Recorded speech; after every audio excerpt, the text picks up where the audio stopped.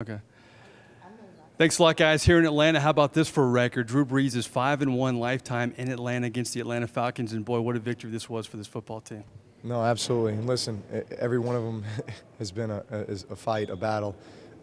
Can't say enough about both our lines, offensive line, defensive line. You know, they were challenged this week to be the most physical group, and I definitely think we walked away, especially after that fourth and one, that the defense stops them, and then, you know, offensively, you know, up front, we're able to get down, you know, around the 10-yard line to give John Casey a, you know, a field goal opportunity to win it for us. So, you know, all game long, though, those guys did what they needed to do to help us come out with a win. I'm so used to asking you about pivotal plays in this game, but you were on the sideline watching this defense make two huge plays. I mean, what was going through your mind watching that? It was crazy. It was crazy. I mean, so much of what I'm doing is just preparing myself mentally, you know, for the next series. You know, when we're out on offense, looking at the past pictures, talking to Pete, you know, just kind of getting ready, talking to guys on the sideline.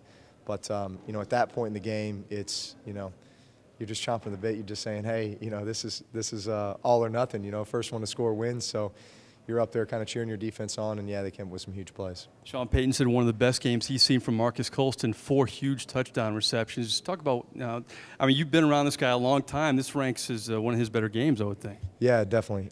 He came up with some huge catches today. A lot of them on third down, a lot of them in clutch situations. That's just, you know, that's who Marcus is. You know, that's the Marcus I know and I've played with for 6 years now. I mean, we have a great rapport, great chemistry. You know, he knows what to expect out of me and vice versa. And so I'm happy for him, you know, just because he continues to show why, you know, he's one of the best. Assess this team heading into the bye week right now. You know, looking at the way this football team is right now, how do you assess where the Saints are? Well, we're 7-3.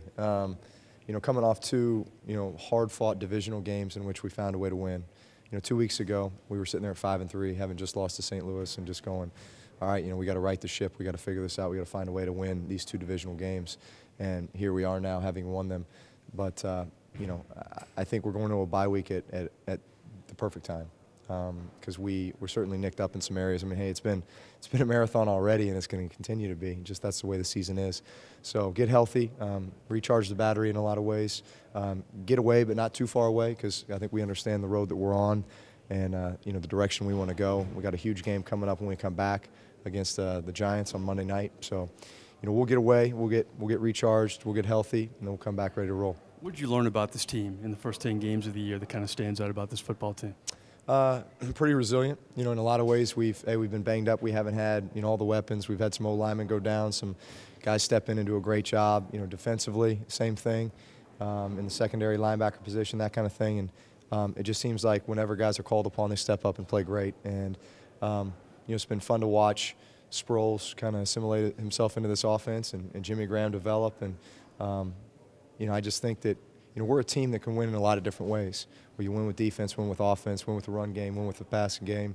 You know, special teams, come up with a big return or a big kick when we need it.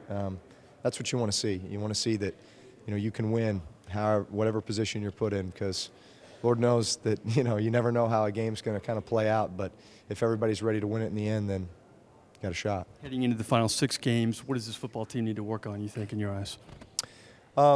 We can always continue to improve just the little things, the details. You know, today, you know, for example, we could have closed that game out offensively, you know, at the end just by, you know, running the football. We were 2nd and 1, and all of a sudden we get the negative play, and then, you know, give them the ball back, and they go down and kick a field goal to tie it and send it to OT. So there's still things that we can say, hey, you know, when we have an opportunity in a 4-minute drill to close it out, we need to do that. Red zone efficiency, not good today. We can improve upon that. You know, third downs weren't good today. We can improve upon that. So there's plenty of things that we can work on and improve. 2 more questions. You had your head coach back on the sidelines again. Was there a difference having him down there, albeit on crutches? But was it good having him down there? Yeah, it was. It was great having him, because you know, just his presence. You know, he's you know, obviously he's been chomping at the bit to get down there. You know, being up in the box isn't the same as being down on the field. But you know, he's done what he's had to do, obviously, with his situation. But he couldn't wait to get back down there, and just, you know, he's got his hands in everything. You know, you see things from the sideline you don't see from the box, and just, you know, the little things, the coaching points, the presence, just the, you know, the Sean Payton aura, you know, was back on the sideline, and it was good to see. Finally, Drew, you can't control this, but you lose the coin toss in overtime. You guys have lost 10 straight coin tosses. I guess the odds would have to be in your favor the second half of the year, right? Yeah.